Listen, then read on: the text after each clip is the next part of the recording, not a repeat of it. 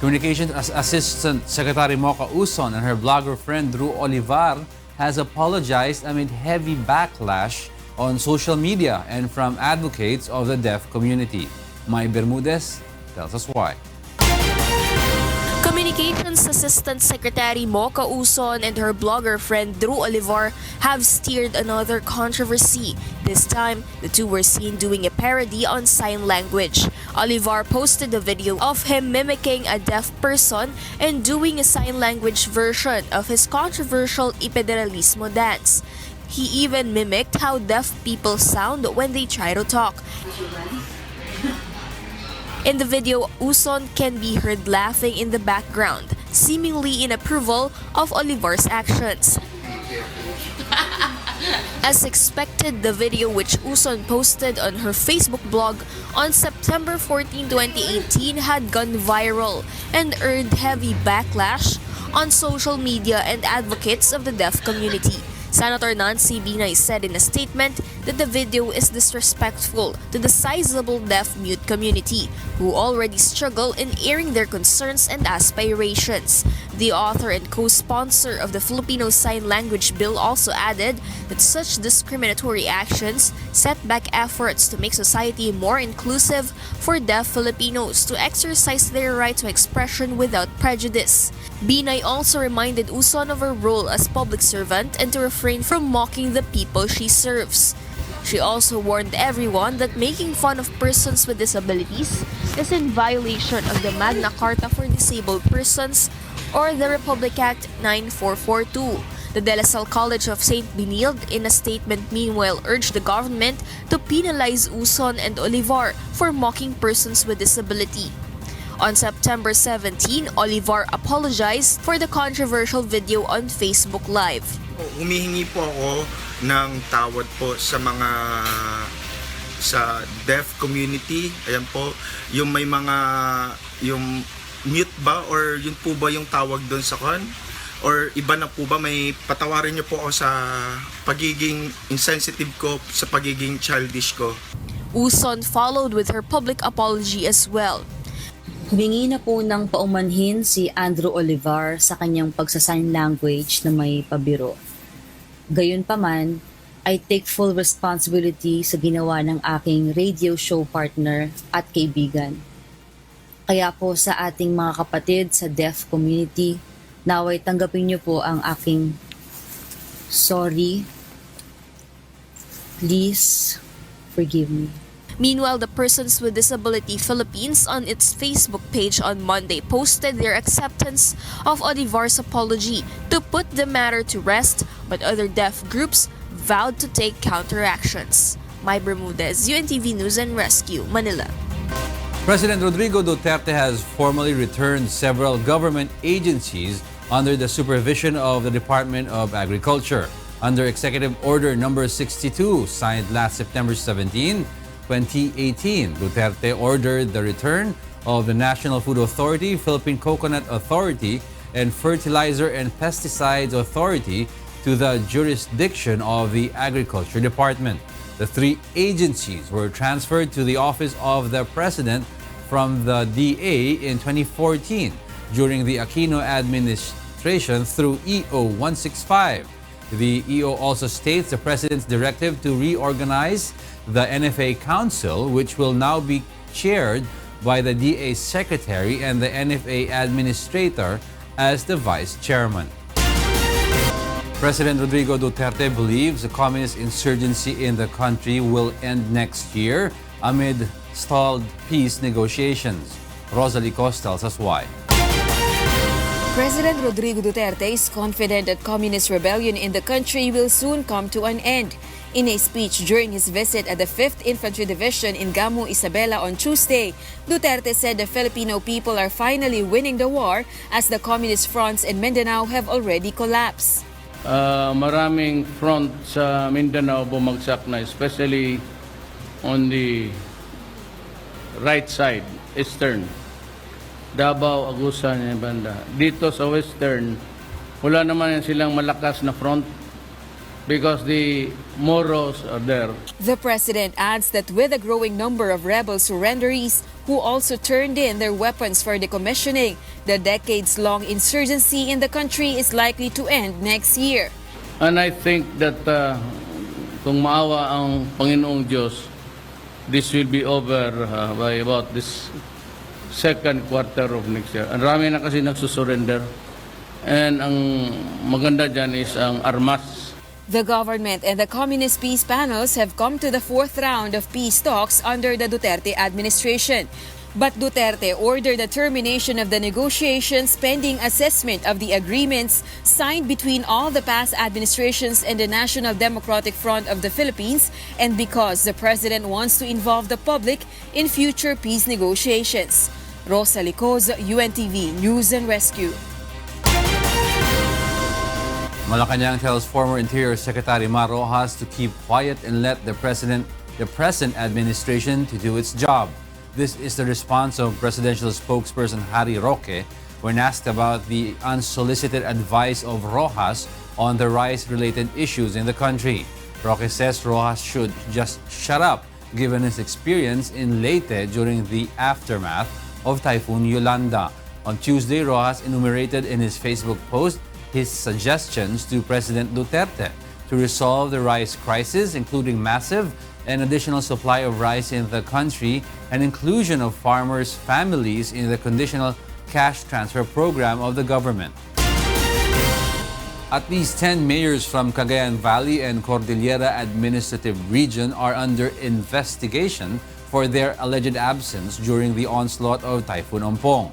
The Department of the Interior and Local Government says it is investigating whether these officials violated its Operation Listo protocols on disaster preparedness, which require heads of local government units classified as low and high-risk areas during a typhoon to implement necessary preparations. The agency has refused to name the officials, but if they are found guilty of absenteeism and negligence of duty, they will be required to submit written explanations and may even be suspended or dismissed.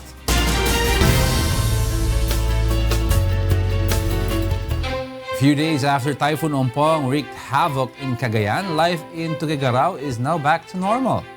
Monokson will tell us why.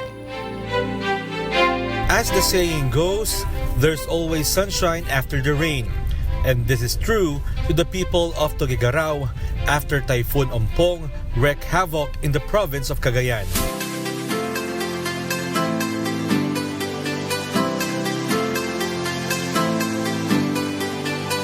Who would have thought that after a day of the violent storm, life in Tuguegarao is back to normal? Residents said Typhoon Ompong is weaker compared to Typhoon Lawin in 2016. Noticeably, shopping malls, markets, and eateries are open throughout the city. In Tuguegarao, the Cagayanos are proud of the famous and delicious Pansit Batil Patong. This is stir-fried noodles mixed with minced pork, crunchy fried pork, chicharon, and fried egg. Tourists also crave for the Tuguegarao Longanisa. It has a garlicky taste and also available in spicy and sweet flavor. The longanisa is easy to cook. Just let it boil in water and wait until it gets fried in its own oil. When it's cooked, it is best partnered with vinegar and fried rice.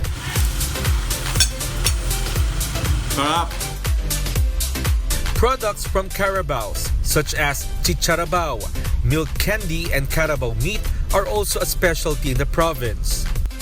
Aside from delicious delicacies, the province also boasts of its beautiful landmarks and natural wonders. In Tuguegarao City, you can find the longest river bridge in the Philippines. Buntun Bridge is 1,369 meters long or equivalent to 4,491 feet.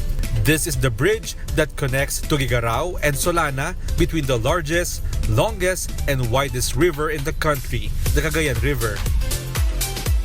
Less than an hour away from the city, you will find the Calao Cave.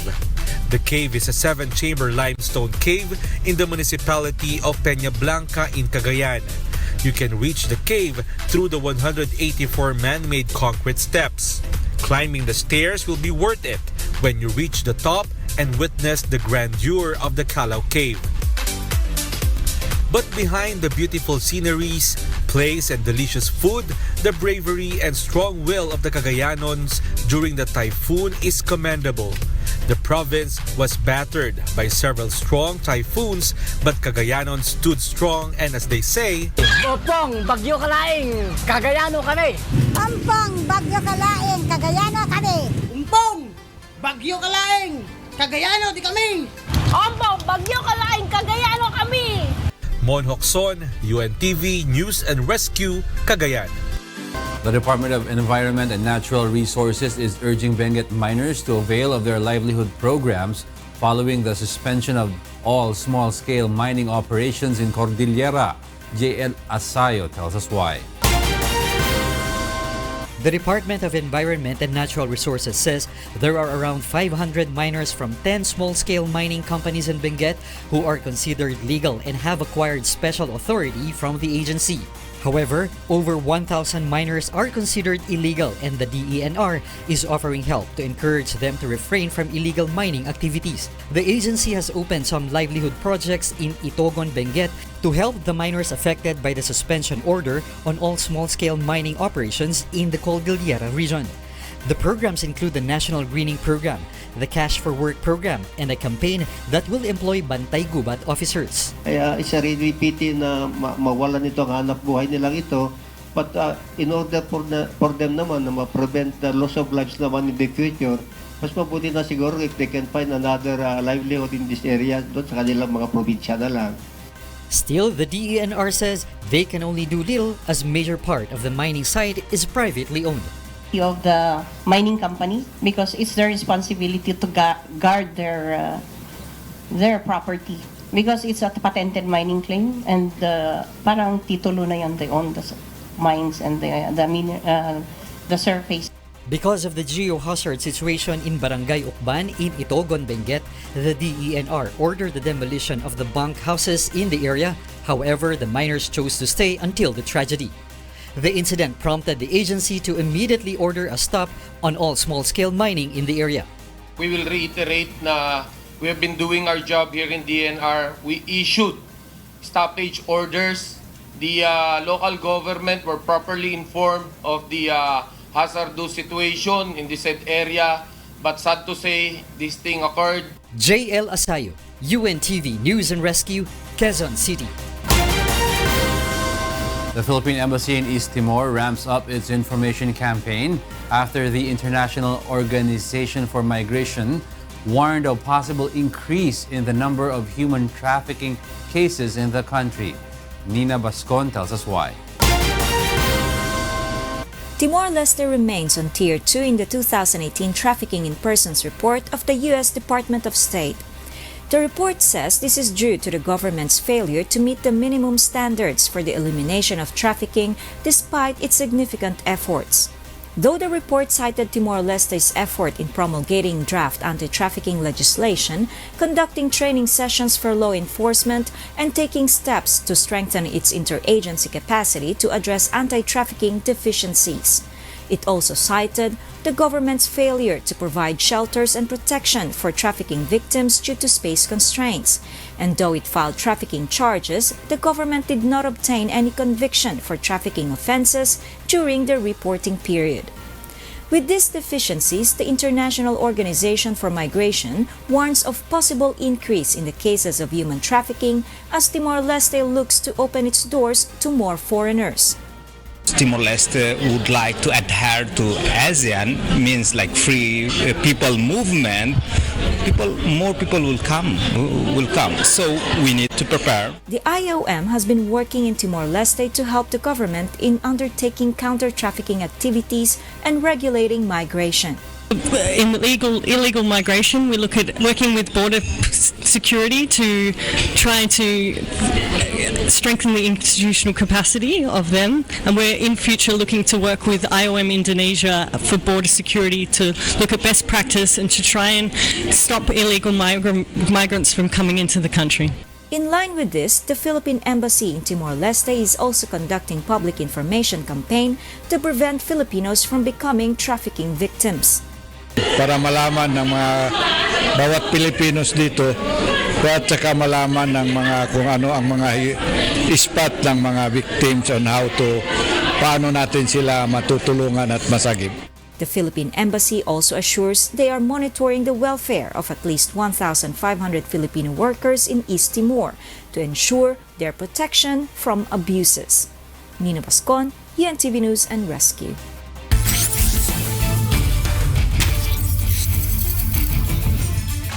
The NHA Builders and PhilHealth Plus are fiddling with their defense and offense plays as they prepare to clash in the ongoing elimination rounds of the 7th edition of the UNTV Cup.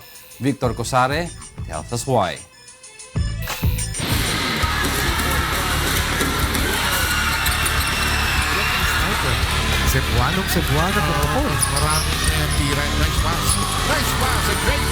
Fresh from claiming their first victory against the two-time champion Judiciary Magis, the NHA Builders are now preparing for an upcoming match against the PhilHealth Plus in the ongoing elimination round of UNTV Cup Season 7.